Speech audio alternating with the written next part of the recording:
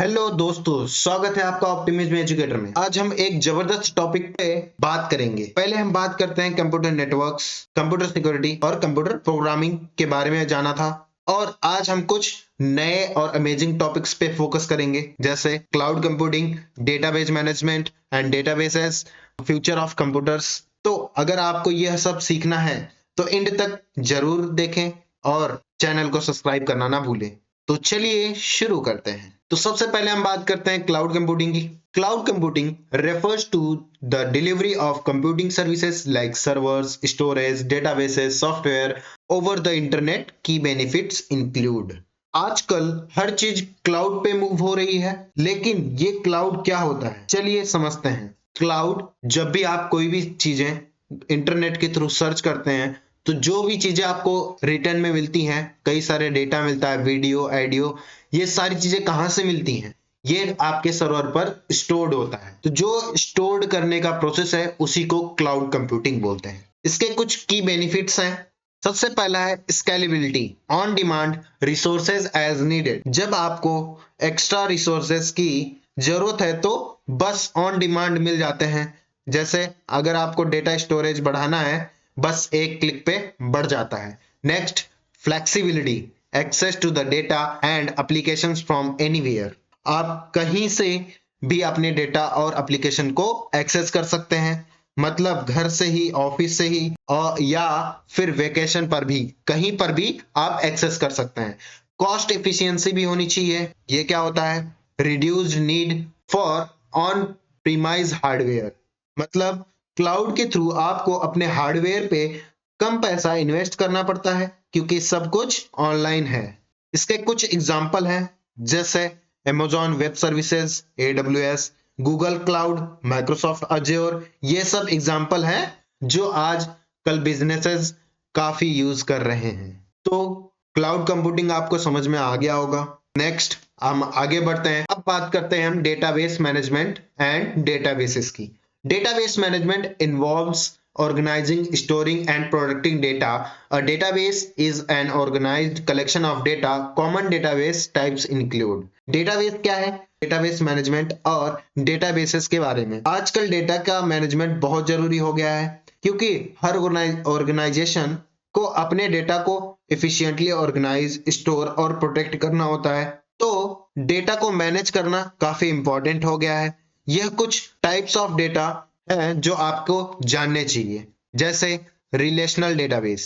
इसको tabular database भी बोलते हैं। यह टेबल फॉर्म में होता है। जैसे किसी भी एक स्टूडेंट का हम डेटा लें तो उसका क्या क्या होता है? रोल नंबर, नेम और क्लास, ऐसे कई सारे होते हैं। तो ऐसे ही हर एक स्टूडेंट का टेबुलर फॉर्म में स्टोर्ड होता है। एक्सेल शीट, CSV फाइल, ये सारे इसके एग्जांपल्स हैं। इसको हम ऑर्गेनाइज और इस पे काम करने के लिए हम किसका यूज करते हैं? SQL बेस्ड, जैसे MySQL, PostgreSQL, ये सारे सॉफ्टवेयर हम यूज करते हैं SQL यानी ऑर्गेनाइज डेटा को मैनेज करने के लिए। उसके बाद है NoSQL database, non relational, MongoDB, कैशेंड्रा। ये अनस्ट्रक्चर्ड डेटा के लिए बेस्ट है और आपको फ्लेक्सिबल स्टोरेज मिलता है।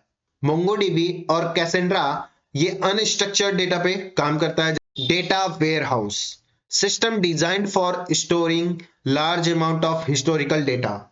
यह सिस्टम डिजाइंड होते हैं ताकि आप large amount of historical data store कर सकें।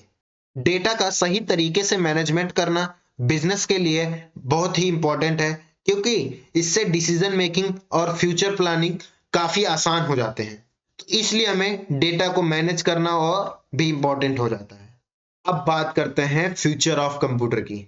The future of the computer is expected to include quantum computing, harnessing quantum machines to solve complex problem beyond the capability of classical computers.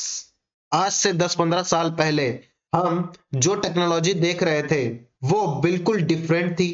तो future में क्या हो सकता है? Future में computers काफी एडवांस होंगे और कुछ नए ट्रेंड्स आ रहे होंगे, जैसे क्वांटम कंप्यूटिंग।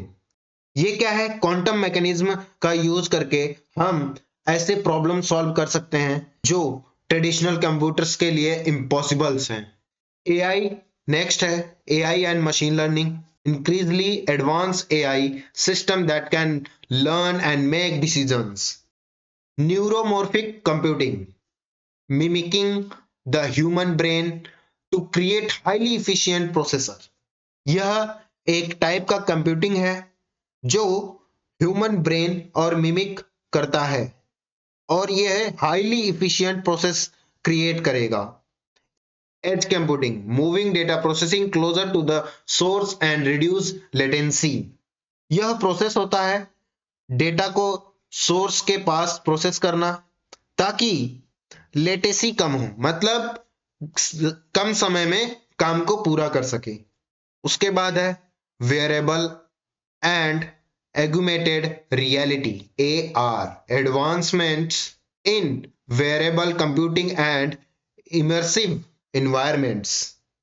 wearables और AR टेक्नोलॉजी भी फ्यूचर में बहुत एडवांस होने वाली हैं, जो इमेजिन फ्यूचर में अपने ग्लासेस पे वर्चुअल वर्ल्ड देखेगा। टेक्नोलॉजी का फ्यूचर सच में बहुत एक्साइटिंग और आंखों के सामने नए एडवांसमेंट्स देखने वाले हैं। Conclusion, in conclusion, computers have become an integral part of our lives due to their ability to perform tasks quickly, accurately, and efficiently. They help various fields like education, businesses, healthcare, and entertainment, making everyday activities easier or more organized. Despite some challenges such as risks over the dependency on technology, the concern about data security, computers offer more advantage than disadvantage. They simplify complex tasks, store vast amount of information, and allows for better communication. By understanding the basic components of computer and how they function, we can use them more efficiently and responsibly to improve productivity and enhance our daily experiences. तो दोस्तों, ये था हमारा आज का video cloud computing, data management, databases और future of computers के बारे में। आज हमने ये जाना कि कैसे क्लाउड और हमारे रिसोर्सेज को मैनेज किया जा सकता है, कैसे डेटा को एफिशिएंटली ऑर्गेनाइज और प्रोटेक्ट किया जा सकता है, और फ्यूचर में कंप्यूटर्स कैसे हमारे लाइफ को और इजी और इफिशिएंट बनाएंगे। अगर आपको यह वीडियो पसंद आई हो तो लाइक करें, शेयर करें और सब्सक्राइब करना ना भूलें। Thank you for watching, bye bye.